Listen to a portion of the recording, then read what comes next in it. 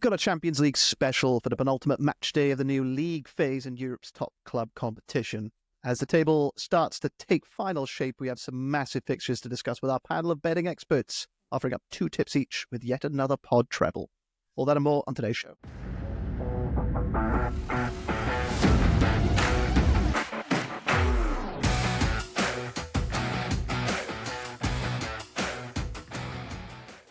Hello and welcome to the Football Betting Pod, powered by Betting Expert. I'm your host, Dan Jenkins, joined as ever by Betting Expert's football editor, Sam Ingram. How are you doing, Sam? Hello, Dan. Very well. How are you? Good. Eager for the Matchday 7 Champions League back. It's actually looking like the league phase might be good, looking at some of these fixtures and the implications. Mentioned it off air a minute ago. This feels like maybe the time this new format's going to come into its own. And we've never seen the Champions League group phase previously play out in January before, and that does have some implications, but I think we'll run through them later on in the pod. Just want to bring in Scott Thornton back again for the pod. How are you doing, man? Yeah, really good, really good. Excited to see how this plays out, really. It's we're used to the group stages sort of being done and dusted. Obviously, after 6 games it is done, but as we're approaching the last 2, where there's so many big teams that are at risk or other teams that are really trying to push now, whether it be for the top 8 or just to make it to that playoff round. So it's really exciting. Absolutely. Joining us, completing the quartet, is Mark Stinchcombe making his Champions League pod debut. How you doing? Morning, Dan. Yeah, I'm still trying to get my head, I think, around the potential winners of this whole competition, because the league phase is just so congested right now. It's just 3 points separates 3rd all the way down to 19th. And then you look at the outright odds, the front 6 are priced from 5 to 8.0, and then you start hitting 17, 23. Atletico Madrid at 34. I mean, they're going along pretty well. They've won 15 of the last 16 matches across all competitions. And you back these sides each way, and you're still getting half the odds that they make the final. So I think there's you can almost make a case for 3 or 4 different teams. So yeah, it's a little bit of a minefield right now. Yeah. Certainly very interesting. Sam, I do want to bring it back to what we were talking about just a few moments ago. As we were saying earlier, like these are the first Champions League games ever to be played in the month of January. And it's something I hadn't thought about, and I'm not sure if UEFA had thought about it either, but there are some leagues that aren't playing, like some domestic leagues aren't currently playing because they're still on winter breaks, right? Yeah, absolutely. And UEFA would have probably thought about it, but I imagine they just don't care. They just want those extra 2 games, a bit more income, and they're not too bothered about the repercussions across Europe. But yeah, you're absolutely right. So what it means now is there's clubs in the competition yet to play a competitive fixture following the winter break. So Dinamo Zagreb is one, playing away at the Emirates. They've played 3 friendlies since their last league fixture on 22nd of December, a month ago. I'll quickly run through a few others who haven't played competitively since their winter break. Sparta Prague, they host Inter Milan. Slovan Bratislava host Stuttgart. Slovan haven't played since the 14th of December. Sturm Graz away in Bergamo versus Atlanta. That's a team I fear for on matchday 7. Shakhtar 2 and Young Boys played on the weekend, which was their first game back, and now straight into Celtic away after losing all 6 matches in the competition. Hope for some of these teams is really, really not ideal. And I suppose the question we've got to ask ourselves is, are these teams now rested and raring to go, or are they not, and will they take maybe a little bit of time to get up to the speed of things? It's really difficult to know, but I think if you're selective with your bets this match day 7, I think there are definitely a few ways in. Yeah, very, very interesting new implication from playing these games in January, which, yeah, I don't remember anybody talking about this when the new format came out, that this was even a possibility. But I mean, do you want to lead that into your first bet? Because I know you're going to be betting on one of these matches. Yeah, I can do. Yeah, so I've landed on Arsenal at the Emirates versus Dinamo Zagreb. So they've obviously hit a bit of a sticky patch of form results-wise and maybe performance-wise, but Arsenal are still creating chances and they're still very, very capable at home.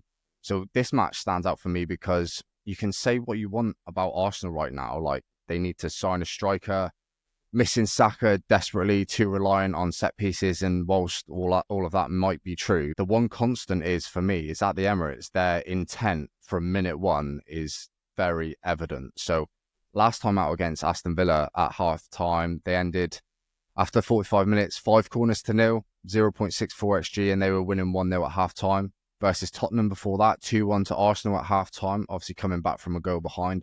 Lots of pressure in that Tottenham defensive third. Arsenal recorded 35 final third entries in the opening 45 minutes. So with there being grumblings around recent form and their title challenge, I'm guessing that Arsenal starts this game intensely. So shots, goals, corners, lots of play in Dinamo's half.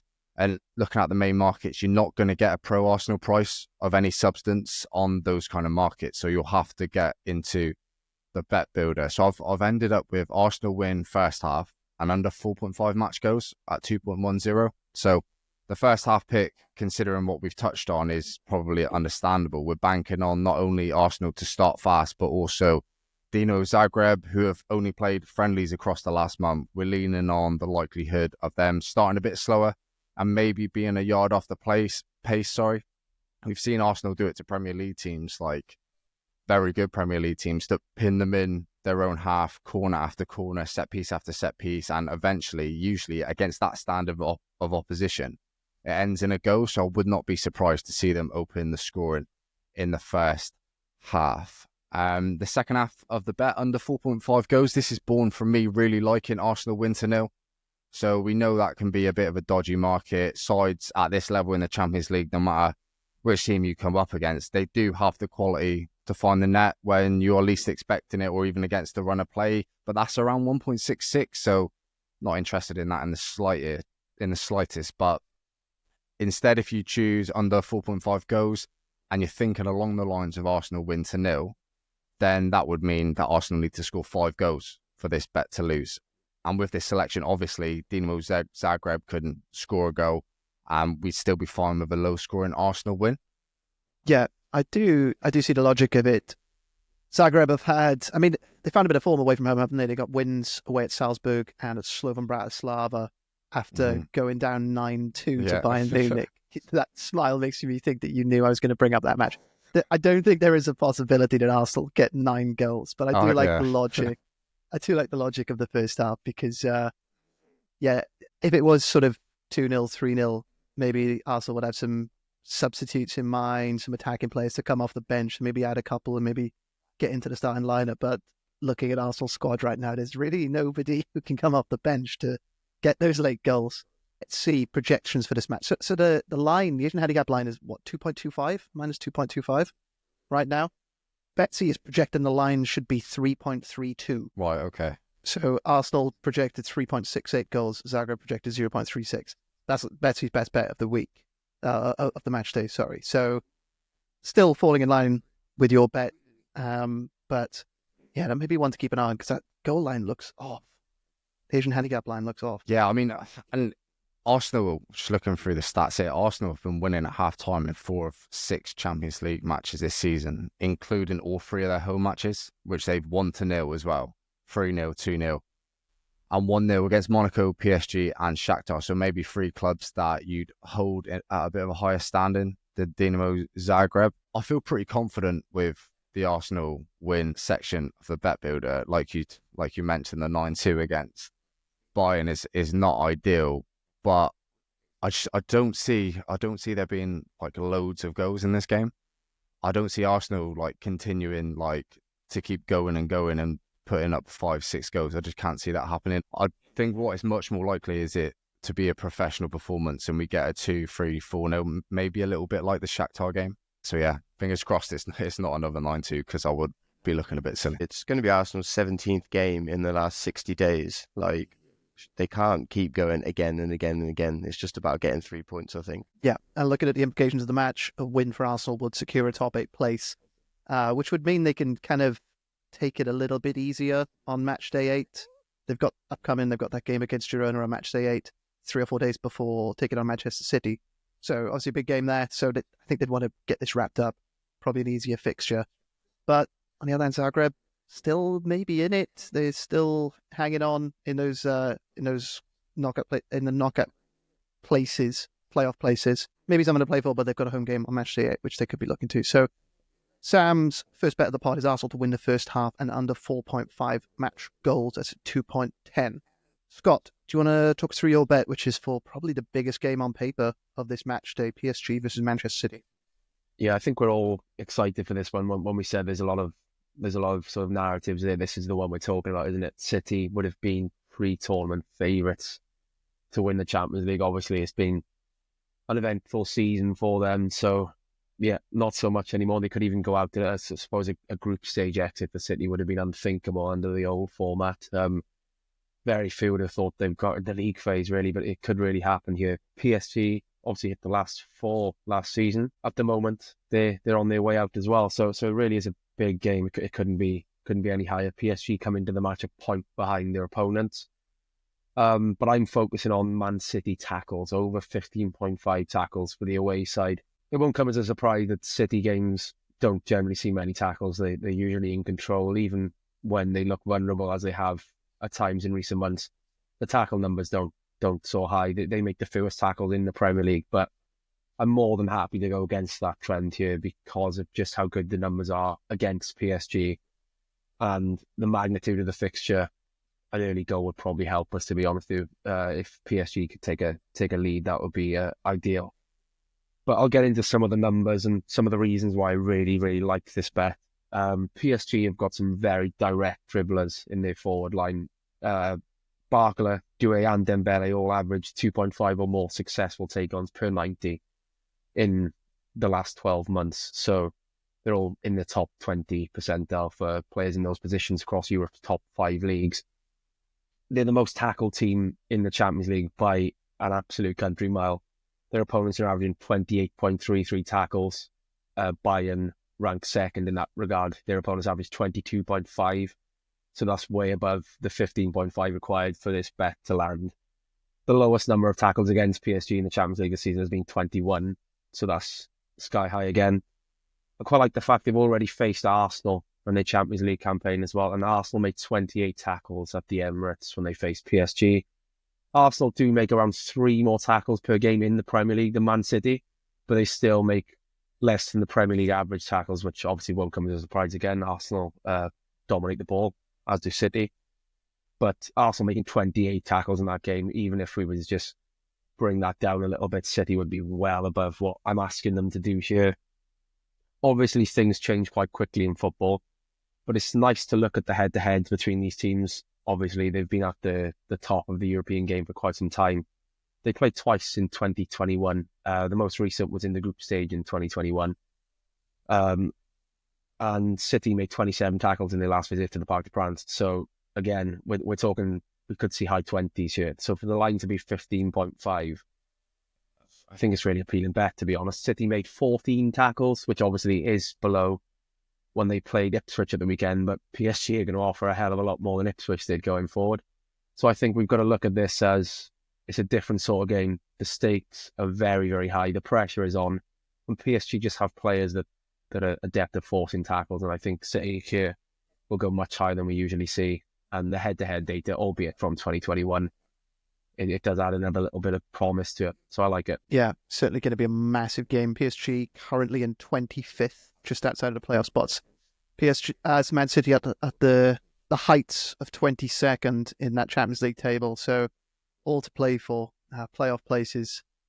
Looking at the Betsy projections for the finishes of the two clubs, giving Manchester City a 93.8% chance of reaching the top 24, 9 to 24, and PSG at 74.7. For this match itself, bookmaker line is at, it's a bit of a pick 'em with the bookmakers, can't really separate the two teams, but Betsy is giving PSG the advantage, so 1.44 projected goals to 1.18. So looking at the match itself, Scott, are you expecting maybe a bit of a recovery from City? They found some form recently, big win on the weekend. Foden starting to score, De Bruyne is starting to get those passes together, get some assists on the board, Haaland starting to find the net as well.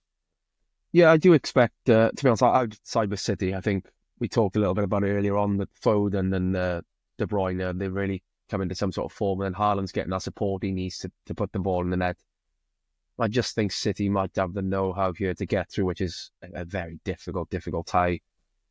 But yes, could you trust either side going into this, given their form in the Champions League? It is a pick-up, and it's a very difficult game. I would probably side with City, but I'm certainly siding with Man City tackles. Scott's first bet of the pod is over 15.5 tackles for Manchester City when they take on PSG on Wednesday night. That's a 1.83, 1 full unit on that.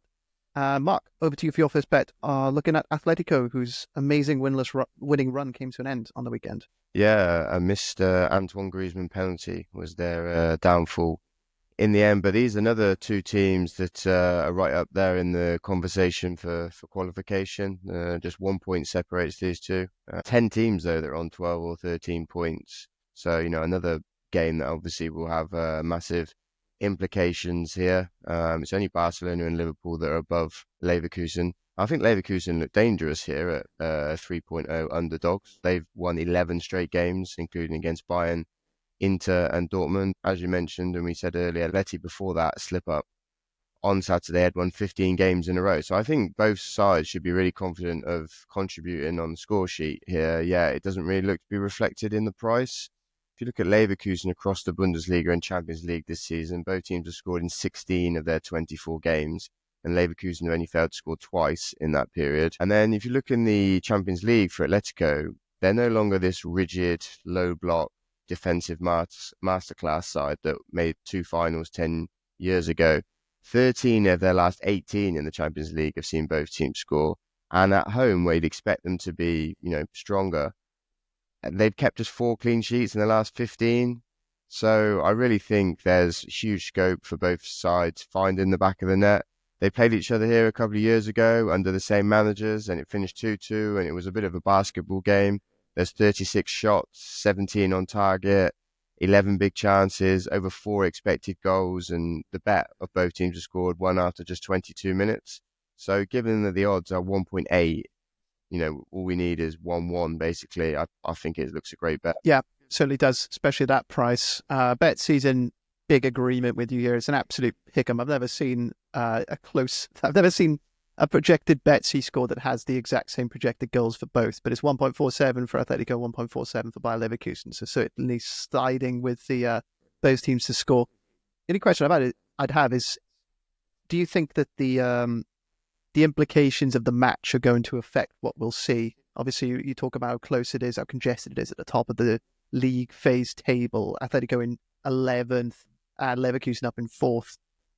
Are you concerned maybe Leverkusen might shut up shop, or maybe they'll be thinking 1 point, 3 points will do it here? They might just go for it. Is that your thinking behind those teams to score selection? Don't think that actually either side can worry too much about the implications. And I think what you're suggesting is maybe if one side takes the lead, they might shut up shop and try and hold on. I'm not sure that will be the way to do it, because as we said, there is only 3 points separating 3rd to 19th, and it's the penultimate match day. It's not the last match day. So I think both sides will want to get a positive result.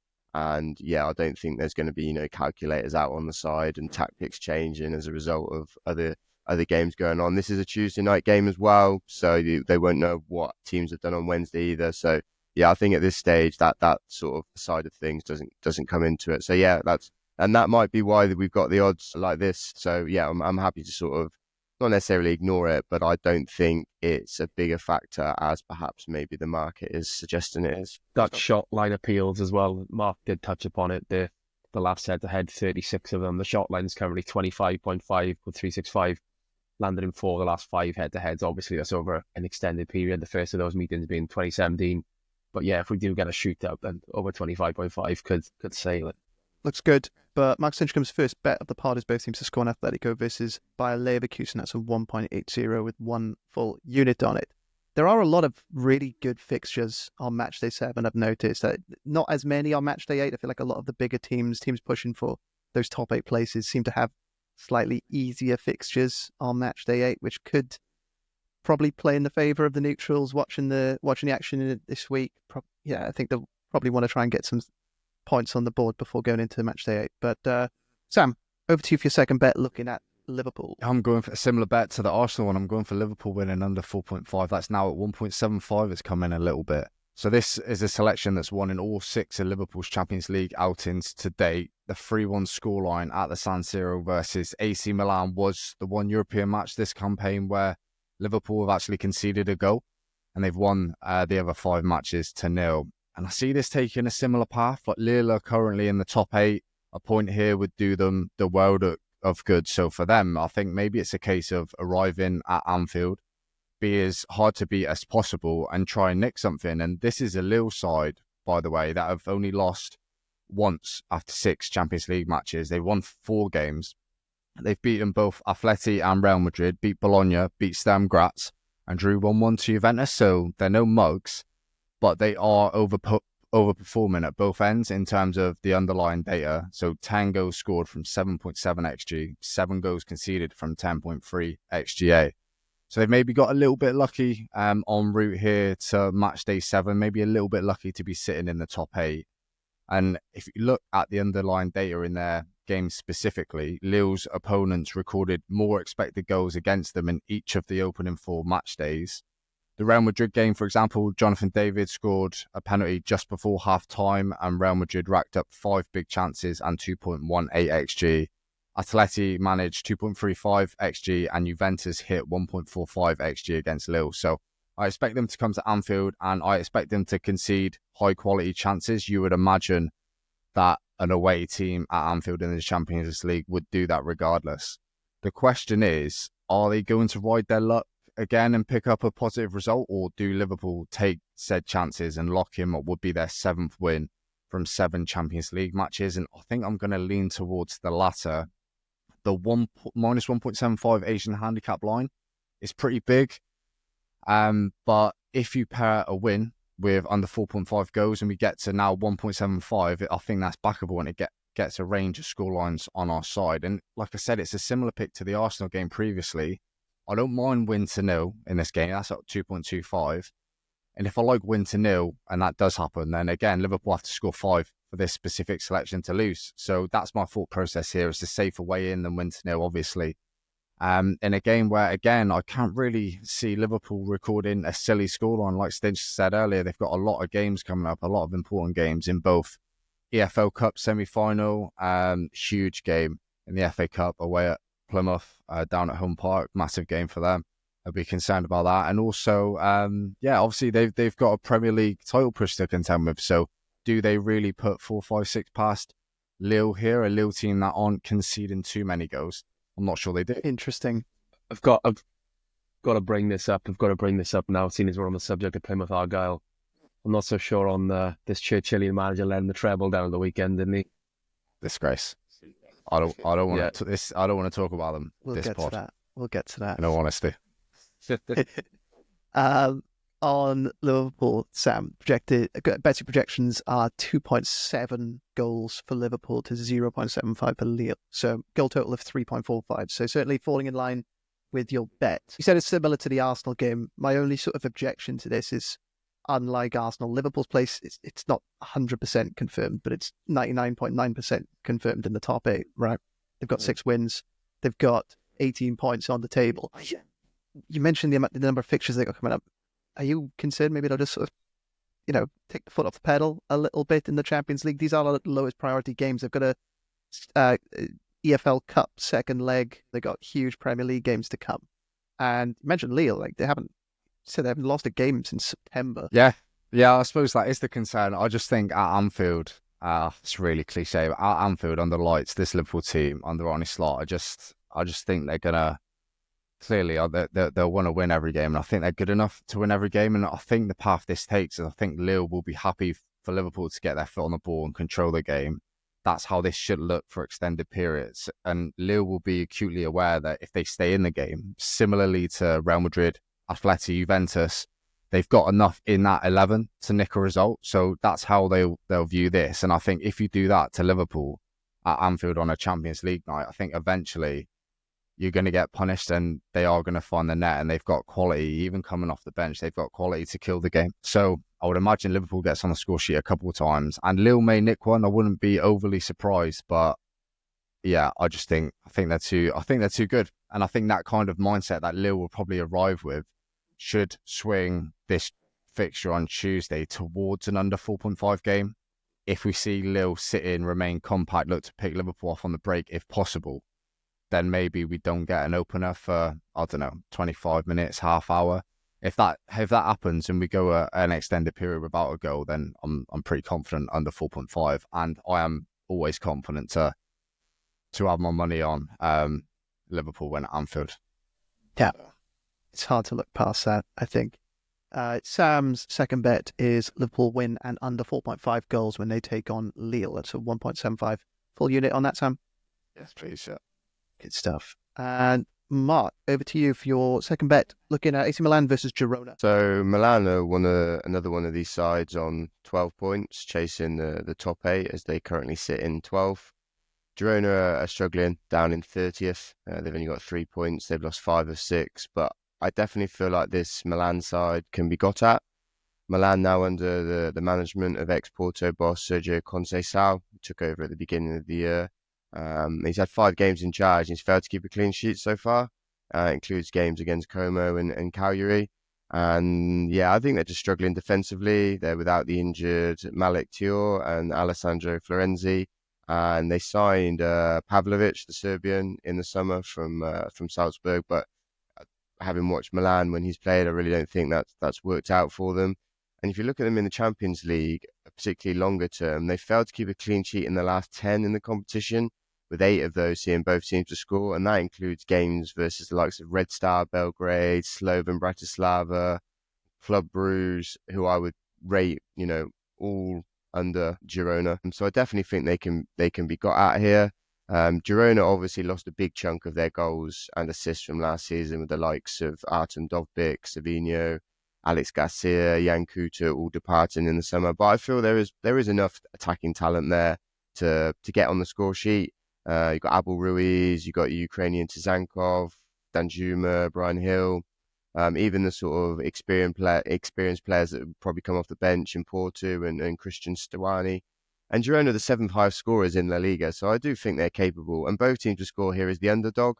It's 1.9, so I thought that was quite juicy, to be honest. I would definitely have both teams to score as the favourite, unless there was something massively negative about one of the two teams, or there's a huge gap in ability. And yeah, I don't think the gap is as big as maybe the odds are suggesting here. Yeah, bets projections 2.13 projected goals for AC Milan, 1.01 for Girona. I have no doubts about AC Milan's ability to score and concede.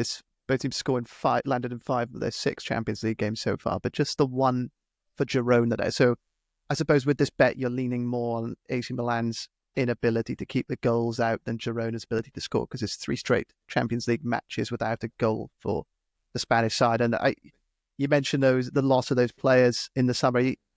How concerned are you about the loss of that talent that's the players Girona have lost in the last 6 months or so? Yeah, of course. I mean, I think you're definitely sort of worked out that my approach here is I want to oppose Milan essentially, and I just think just it makes so much sense, because Milan here at 1.44, you just mentioned projections there of Girona to score at least 1 goal. Well, if you've got the opposition team in for scoring at least a goal, I don't think you want to be backing a side at 1.44 to have to find 2 goals and potentially come from a goal behind in that scenario. And also, if you look at the other odds in the match as well, over 2.5 goals is 1.72. So over 2.5 goals is shorter than both teams to score. So that's saying that it's easier for Milan to score 3 than it is for us to get a 1-1. I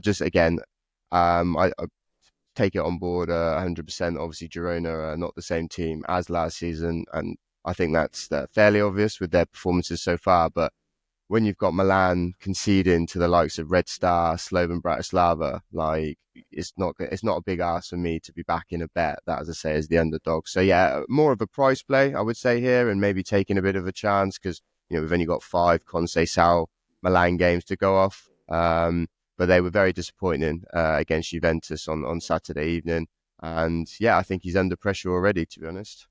And if we look at Girona's last Champions League game, like I'm sure you'd have watched it, Stinch, against Liverpool, like they were desperately unlucky not to score 1, maybe 2 goals. They recorded 13 shots at home against Liverpool, and this was in a period where Liverpool were just swatting aside any team they come up against. So they were really good in that game. So that should really give them belief that they can go to Milan and at least nick a goal against, like you've said, a Milan side that aren't by any stretch watertight. Yeah, big game for Milan if they want to qualify in the top 8.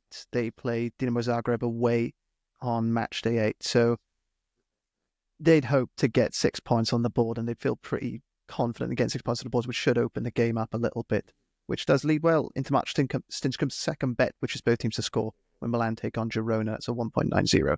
Scott, over to you for the heavyweight clash, Slovan Bratislava versus Stuttgart. Yeah, this was an angle that I've been looking at anyway, and then I didn't really factor in what Sam said about just the lengthy break for some of these teams. So then this morning I did a bit more digging for a piece that we did. And yeah, it looks like a really good bet. Stuttgart, as we say, is congested, and they're going to look for an emphatic victory here. I don't really see them taking their foot off the gas at all. Goal difference could prove to be such a big thing because, as I say, 36 teams and 8 games really isn't enough to sort of separate them. So Slovan haven't played a competitive fixture since December the 14th. New format, new challenges that brings, and we've already touched upon it. Some of these teams are just not going to be prepared to go straight into the intensity of the Champions League penultimate match day. You know, it's a massive one for qualification. I just think a slow start could be on the cards for the home side here, and then when we're back in over 14.5 shots and over 4.5 corners for the visitors, that's a really, really good thing to be hoping for. Slovan have struggled in the Champions League this season. They've lost all 6, 5 of those defeats by a margin of 2 goals or more. Stuttgart desperately need the points, 26 in the league phase, so just expecting one-way traffic really, and the match fitness or match sharpness will just add to that.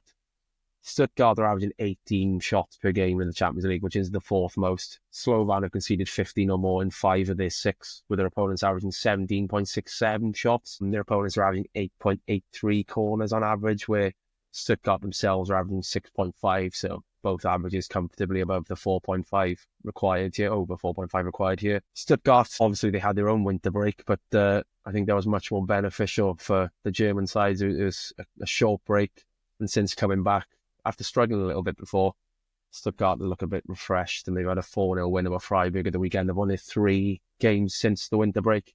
I just think you see a side coming in good form against a team that could be a slow starter, and winning 3 or 4-0 could be all the difference for Stuttgart here. But I'd rather side with the shots in the corners, just them to pile on the pressure and maybe not get the fruits and score 4 or 5, but they'll certainly be looking to anyway. Yeah. Slovan Bratislava, one of just 3 teams already eliminated from the league phase on 0 points alongside Leipzig and Young Boys. But for Slovan, it's a difficult one, and it comes back to what we talked about at the start, which is a bit of a unique situation with Champions League games coming in January, falling in the middle of that winter break. They're already out. They're not playing competitive games. I'm not sure what the winter equivalent is of being on the beach, but they're on the ice, they're on the rink, aren't they? They're on the absolute rink. Bretzi projections give them 0.5 goals to Stuttgart's 2.17. My only question is, why weren't you tempted to put in like a couple of goals for Stuttgart, a big win, maybe a handicap line? I felt like we've gone, like, these are two very gettable lines here.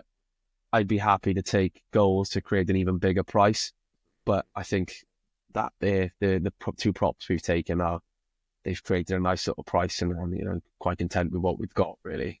Yeah, no, I love the bet. I think it's big opportunity in this match for bettors. Like, surely it's a very comfortable win for Stuttgart. As I say, it's such a massive thing for them to go and hammer them as well. It would be not just great for morale, but it could be all the difference in terms of qualification. I definitely agree with the bet, and I'm not saying I don't, but just play devil's advocate. I don't think there are no dead rubbers in the Champions League anymore. There are no gimmies, because for these, especially teams like Slovan Bratislava, like the amount of prize money you get for drawing a game or winning a game, like, it's quite a lot by the game. I think maybe if you win a game, I'm just looking now, maybe it's around like 1.5, £2 million.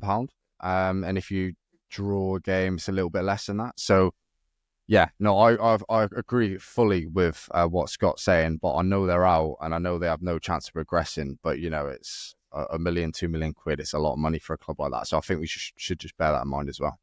Yeah, they're definitely not going to name like a severely weakened team, are they? That's not going to happen. But yeah, I just don't think they've got the quality, basically. They've had a tough set of fixtures, it must be said.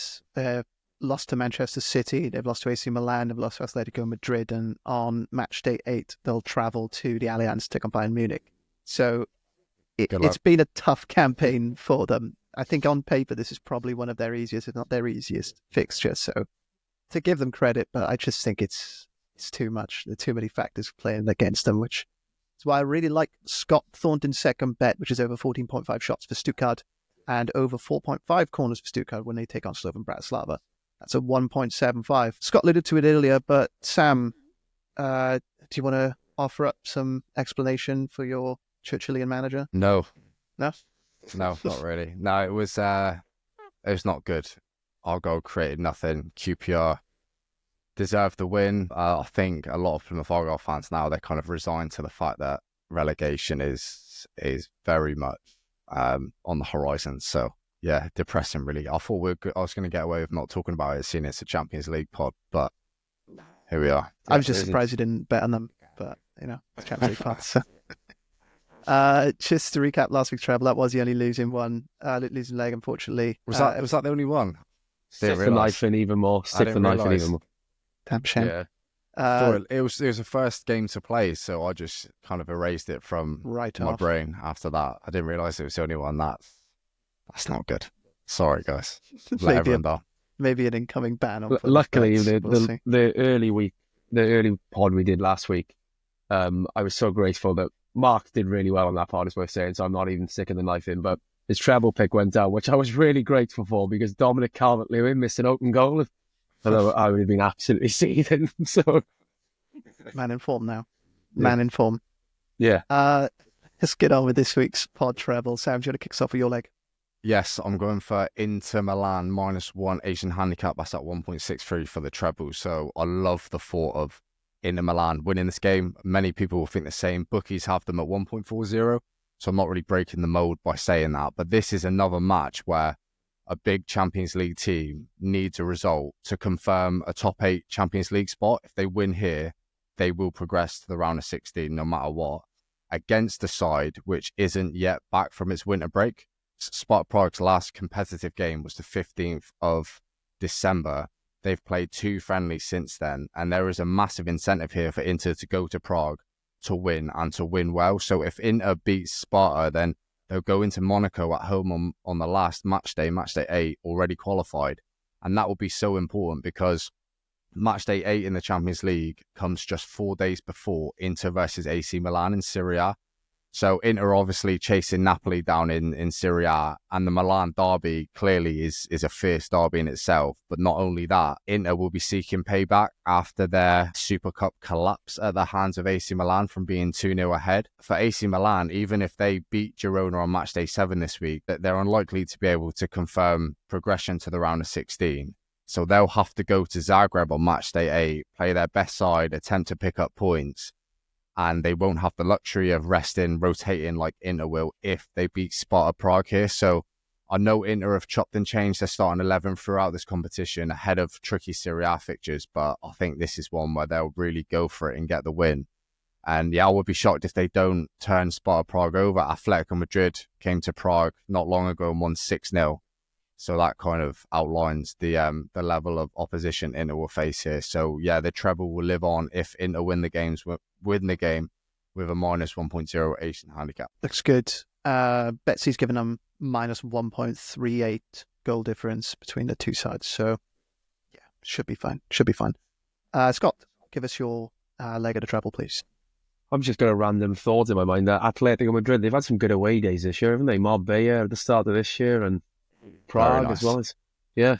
It's been a heavy one for those fans. Yeah. Yeah.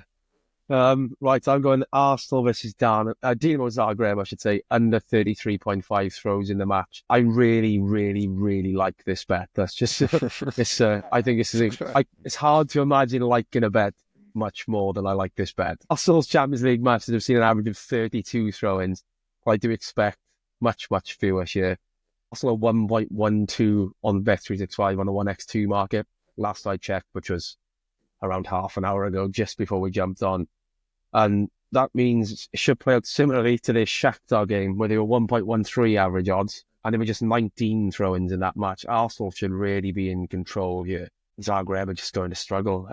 The similar match for Zagreb for me is their trip to Bayern, where obviously they took a hammering and the goals will grab the headlines. But there are only 19 throws in that game as well. I think we could see a very, very low throw count here, but under 33.5 to be safe. Yeah, it does look like a good bet to me. Very, very much like the bet. Mark Stinchcombe, over to you. Round us off with your leg with the treble. Yeah, I'm going for Lille to get on the score sheet at Anfield. I think we still works with Sam's bet. Liverpool could run out 2-1 winners, 3-1 winners. You went for under 4.5, right, Sam? So yeah, I'm not going against him here, I don't think. But I just think it's quite subjective as well. Like I'm basically thinking that this is going to be Liverpool's 16th game in the last 59 days. That's one every 3.7 days.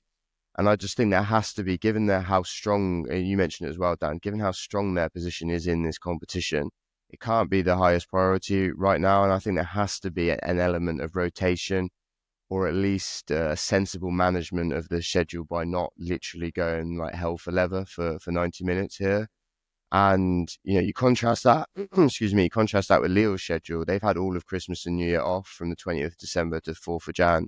And they're right in the mix for qualification, as we've already touched on, in 8th on 13 points. And they're unbeaten in 21 games. So I think they're more than capable of getting on the score sheet. And actually, if you look at Liverpool recently, well, not even recently maybe, but against Premier League opposition anyway, it's just 6 clean sheets in their last 22 games. And in the Champions League, they're overperforming their expected goals against by 4.2 goals. There's some talk that, Konate is only just back from injury, and, Joe Gomez is injured. Quansah, maybe not that well fancied. So maybe Endo will start again at centre-back. There's a reason that he doesn't play centre-back in his whole career. I think a great example, actually, including Liverpool again, is when Liverpool didn't have any centre-backs when playing Jordan Henderson and Fabinho in defence, and went on sort of a 6-game losing streak, I think, at Anfield. And then as soon as they started playing Nat Phillips and Reece Williams, who obviously aren't anywhere near the ability of their first choice defenders, but they are actually defenders. They know how to play the position. So I think there's a more than a better opportunity than the odds suggest that Lille can find the net here. They've only failed to score once in the last 16 games. It's just 4 times all season. Scored against Madrid, the 3 away at Atletico, scored against PSG, Marseille twice, Juventus. And they've got one of the best strikers in the competition in Jonathan David. He's already got 17 goals this season. He's got 6 in the Champions League. And actually his contract expires at the end of the season. So it's another opportunity to put himself in the shot window. And I'd fancy him every day of the week if it is a battle up against Endo. If it's not, and it is Konate, I'm still happy that I think Lille can find chances here. So yeah, a bit of a subjective one because, you've mentioned the forecasts and that already, but I think that basically is banking on Liverpool playing their first choice 11 and, going for it for all 90 minutes. And I just don't think they can afford to do that, seeing as they seem unwilling to enter the transfer window. Yeah, I like that bet. I'm just glad you brought up the injury to Konate. You really don't want to get Konate injured in this game. Nursing from an injury, so many big matches to come. You don't want to get him out for 6 weeks or so and potentially derail the title challenge. So, go on, Sam.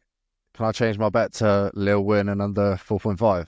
Is that right? No. This week's Pod Treble, if you put all of those selections together, you'll get odds of 4.67, which we will be tracking for a quarter of a unit. Let's recap the bets. Starting with Sam Ingram, your 2 singles. I've gone for Arsenal win first half and under 4.5 match goes at 2.10, and Liverpool win and under 4.5 goes at 1.75. And Scott Thornton. PSG versus Man City, over 15.5 tackles for Manchester City at 1.83. My second bet is Slovan Bratislava versus Stuttgart.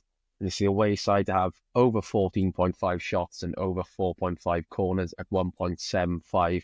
Both of those bets, just a single unit. Good stuff. And Mark Stinchcombe. Yeah, I'm back in both teams to score and Atletico v Bayer Leverkusen at 1.8 both teams to score in Milan versus Girona at 1.9. Really like these sort of angles because you think nowadays in modern football, often when we want to bet on goals, we can't even get a price on over 2.5 goals. And yet here we potentially only need a minimum of 2 goals. So yeah, quite excited at the prices. Fingers crossed. And the Pod Treble, Sam's leg is into -1 Asian handicap when they take on Sparta Prague. Is under 33.5 throws in the match in Arsenal versus Dinamo Zagreb. And Mark's is over 0.5 goals for Lille when they take on Liverpool. Put all this together, we're tracking it for a quarter of a unit at odds of 4.67. If you are going to be using any of the bets from today's show, then please gamble responsibly, only betting where you can afford to lose. Thank you very much, as ever, Sam Ingram. Thank you very much. Thank you, Scott Thornton. Thank you. Thank you, Mark Stinchcombe. Thank you, Dan. And thanks from me. We'll be back later this week. Sam? Yes. Yeah, for the weekend.